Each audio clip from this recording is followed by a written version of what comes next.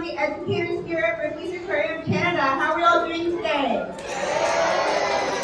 This is really exciting. It's my first dive show in 3 years, so I'm really feeling the energy. If we can keep it up, that would be great. Joining us in the tank today, we're going to have one of our divers, Cam. Cam is very cool. She's been here for a very long time. She's going to be feeding these lovely ladies over here. These guys are our southern stingrays. So in this tank, we have some stingrays, we have some sharks. I'm just going to tell you a bit about them before she comes down. So, stingrays and sharks are actually very closely related. They're in the same order. So that order is called chondrichthyes. Can we try to say that? Chondrichthyes. Oh, fantastic. So what that means is that instead of having a bone skeleton like we have, their skeleton is actually made of cartilage. And now sharks and rays are also in the same suborder. This suborder is called elasmobranes. And in that suborder, that means that all of these animals have these little things on their back called dermal ventricles, and they also have this sixth sense. Now they can't see dead people. That wasn't just for anyone who's like me. But they have these little pores. They're kind of filled with jelly on their face called ancilli of the Renzi. And using those pores, they're able to sense electrical currents in the water. Now what that means is they're able to find their food relatively efficiently. Most of these animals would be potentially small fish, but a lot of mollusks, snails, clams, crabs, that kind of thing.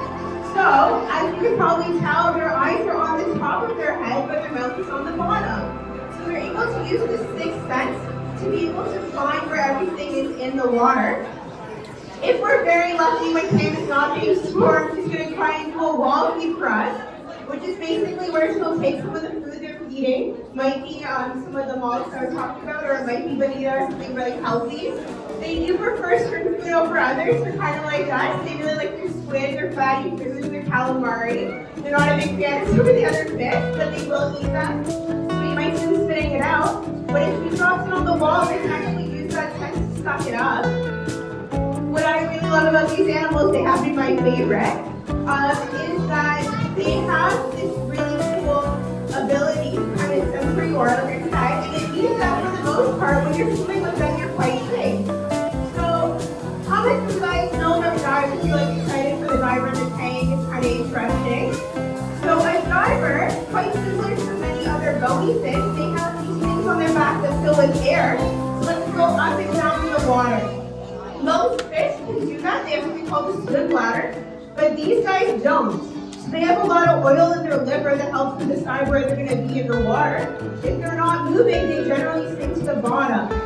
So if you're ever in the water with a stingray, you just want to put your feet out, and we like to call it the stingray shuffle. You shuffle your feet through the water when you move, and they'll just move away because they can sense you coming. So in this tank here, I said you've seen the southern stingray. They're pretty big. We only have females. Can anybody guess why we only have females in the tank? No, the males aren't necessarily aggressive. It's because of how big they are. So these lovely ladies over here, they can grow up to 200 pounds. And they can have 6 to 8, actually 10 pups actually in a litter. So we're looking at, I think we have about 12 of them in total. We'd be looking at a lot of pups here if we had some females. Males, sorry. They're also very closely related to another stingray in this tank. I don't see them right now, but we have 2 rough-tail rays. They're huge. They are both males, Max and Stingray. And weirdly enough, one of them is quite old. They're even older than me. We have Max in this tank who's approximately 32 years old. And we have the other rough-tail who's approximately 265 pounds. Now, as I'm sure you've seen, we also have some little guys. So this is what I'm talking about when they're using their ancilli of the Renzi to sense their food. We have some little guys who are bothering her. These guys are cow-nosed stingrays. They're really cute. They look like puppies. They look like they're smiling at you. They're very mischievous. They like to steal the food. So she's intentionally feeding the rough-tails, but you'll see some of the cow-nosed coming trying to slice the food up from her. The cow-nosed stingrays are in the eagle ray family. We also have eagle rays in this tank. They are very spotted, and they're kind of closely related. So the cow-nosed has the most bilabial fin at the front that they use to dig down and find crustaceans in the stand-up belly, whereas the spotted eagle ray has an almost plague mask-like rostrum at the front, and they'll use that for digging and eating. So we've gone over the 4 stingrays. There's someone else missing in the tank. Can someone else tell me what is in this tank that I want to talk about? The hammerhead sharks. So these guys are bonnethead sharks. They are in the hammerhead family. Is anybody afraid of sharks? Yeah, is anybody afraid of the guys on the tank with the sharks and the stingrays? A little bit? So I know lots of sharks can be really scary, but these guys are, as I said, in the hammerhead family. They're the second smallest species of sharks. We have approximately conservative number of sharks in the world, about 450 species, only 10 of which are considered dangerous to humans every year. Now, panic bird will last in the tank because, interestingly enough, it's only a female bonnethead, and yearly, we learned recently about 2016, they published a paper finding out that bonnetheads might be the very first species of shark identified as omnivorous. Does anybody know what an omnivore is? Yes, they eat plants and meat, so that's very interesting. Before that, we thought that all sharks were only carnivorous. Now, lots more afraid of sharks, like I was saying, and stingrays. The worst thing that can happen to Cam in this tank with stingrays is being bitten. That's when they put their hand goes so close to their mouth. And when you're bitten by a stingray, it basically feels like a cardboard slamming on your hand. It doesn't feel nice, it's not very painful. Sharks, on the other hand, they're kind of just scared, they don't really want to interact.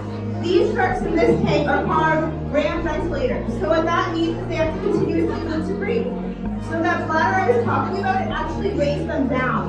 So if you keep moving, it lets them stay where they are in the water, helping get the water over their gills and breathe in. All of these animals have 5 to 7 gills, like us to find them in their class. And we have a few estimates of sharks. So how many people want to guess how many people are killed by sharks every year? Not many? Then have a guess? Go ahead. 10. Do you have a guess? 9. Do you have a guess? 1,000. See, that's pretty often that we get big guesses about how many animals, how many people are killed by sharks every year. So on the conservative side, that means to be safe with our guess, we would say at max 8 to 10 people are killed by sharks every year. Most of those, of course, are accidents. Sharks aren't meant to eat people. But sometimes you know, there's a river or it's in the water and it's something else. How many sharks do you think we kill every year? Go ahead. Millions. Do you have a guess? No? Do you have a guess? Sorry? 0. Do you have a guess? 10 or 12. What's your guess? 1. Those are all really good guesses, but the number is actually close to 100 million. So we kill approximately 100 million. New research indicates about 150 million sharks every year. And they're used for a variety of things. Obviously, we all know that sometimes people eat them, but another really big thing they're used for is cosmetics. So swallowing access to their livers is often used to make lipstick a little shinier, or last a little longer, or a little bit glossier. So that's one thing we can do to look. We can make sure that brands don't use shark-derived ingredients. Sharks are really important to the ecosystem because we call them an catch predator. Kind of an outdated term, but essentially, they're what's responsible for keeping the entire ecosystem in order. If sharks disappeared, we have way too many jellyfish because they would be eaten by things that the sharks eat. And we don't like jellyfish, they're not very edible, they're not great for us. We do also have new programs that have come into the world where we're able to do more sustainable seafood harvesting, things like Ocean Wise, and basically they try to use different fishing methods. If you'd like to talk about that, I know it's boring, but feel free to me, we can talk about it later. So does anybody have any pressing questions about the diver or any of the animals in the tank? No? Okay. I'll leave you with one final interesting fact that I think is really cool. So even though they are the part of the skeleton, there are sharks and stingrays in the fossil record, and they come from the Paleozoic era. The Paleozoic era happened over 250 million years ago, which means that sharks and stingrays in embryonic form predate dinosaurs. So they've been around a long time, and we're at the top of the food chain. We want to make sure that we're protecting them and caring for them. So I hope you all have a really good day staying in the aquarium. If you come across anyone with a name tag, for the most part, we're happy to talk about questions about how to touch the animals or ever, feel free to come to us. This is a touch pig at the top. You're welcome to touch the stingrays on the top and the back. But we just kind of like to start to move because, like I said, they have to move to breathe. Anyway,